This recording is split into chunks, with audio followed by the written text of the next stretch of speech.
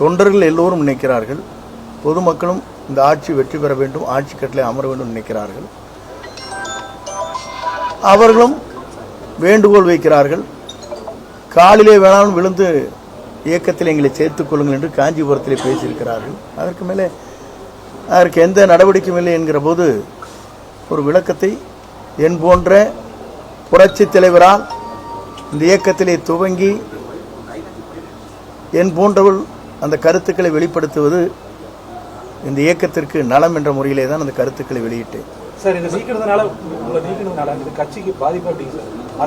நீங்க போக போக காலம்தான் பதில் சொல்லணும்னு சொல்லிருக்கீங்க. தொண்டர்களுடைய விருப்பத்தை நீங்க சொல்லதா சொல்லியிருக்கீங்க. இப்போ கட்சி தலைமை நடவடிக்கை எடுத்திருக்கு. அப்ப அந்த கட்சி தலைமை வந்து தொண்டர்களின் விருப்பத்துக்கு எதிராக செயல்படுது அப்படின்னு நீங்க நினைக்கிறீங்க? இல்ல, உங்களை போன்ற இல்லைங்க, ஜென்ரலா உங்களை போன்றீங்களா சும்மா ஆஃப் த ரெக்கார்டை வச்சுங்க. நீங்க எல்லாருமே காமனா கேட்பீங்க, சொல்றாங்களா இல்லையா? நீங்களா ஒன்றும் சேருங்கப்பான்னு சொல்றாங்களா இல்லையா? நான் சொல்லியே இல்ல ஒண்ணு சேர்ந்துட்டு வாங்க, நீங்க ஈஸியா ஜெயிச்சிடலாம் சொல்றாங்களா இல்லையா? அதான் நான் சொன்னேன். அதுதான் சார், அதான் கேட்கிறப்போ தொண்டர்கள் கருத்தை தான் நீங்க பிரதிபலிக்கிறேன்னு சொல்லியிருந்தீங்க சார். உங்களுடைய தனிப்பட்ட கருத்துன்னு சொல்லல, தொண்டர்கள் கருத்துன்னு சொல்றீங்க.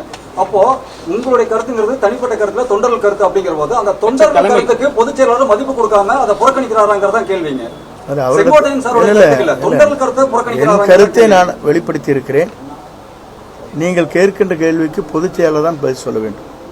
சார், டிடிவி தினகரன், சசிகலா இவங்களாம் நேற்று சொன்ன கருத்துக்கு வந்து வரவேற்பு கொடுத்துருக்காங்க. அப்படிங்கும்போது அதை பத்தி நீங்க என்ன சார் நினைக்கிறீங்க?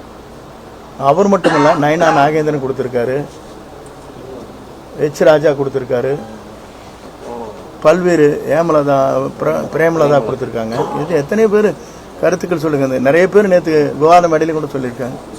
அவர் சொன்னது நியாயமான கருத்து தான். கட்சியுடைய நலன் கருதி சொல்லியிருக்காரு, என் நலன் கருதி அல்ல.